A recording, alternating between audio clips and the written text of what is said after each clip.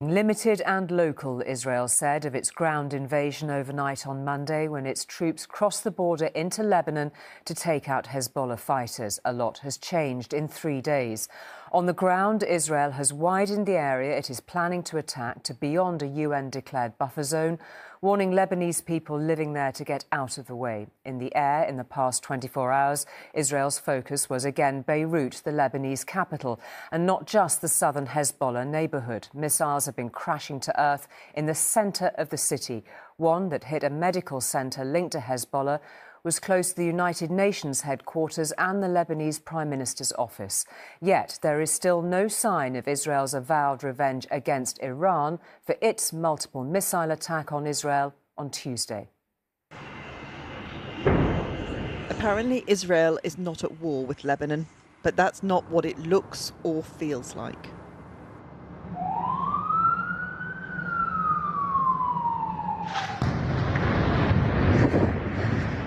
The war is apparently against Hezbollah and locations like this media centre.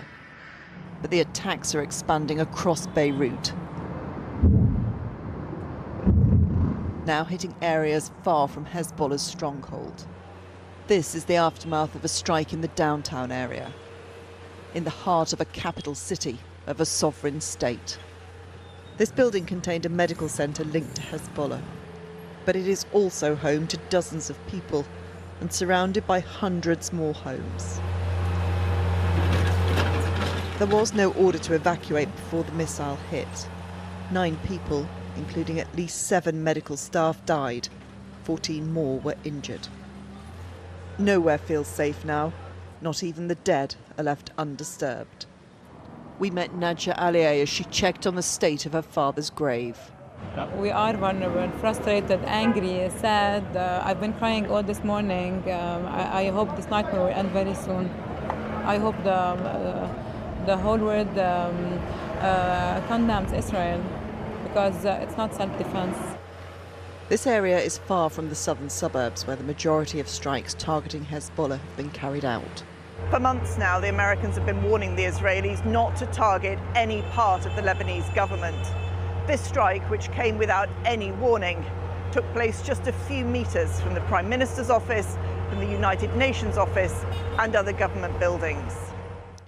Tonight, Iran released images said to show preparations for their ballistic missile attack earlier in the week. Israel is currently preparing its retaliation. The White House clearly part of those discussions. Will you let Israel retaliate? What are the plans to allow Israel to strike back against Iran? First of all, we don't allow Israel, we advise Israel, and there's nothing going to happen today. We'll talk about that later.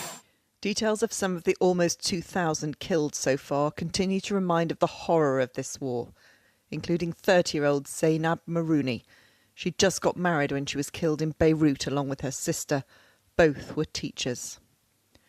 Rasha Garib was killed last week in the south, reportedly alongside her family.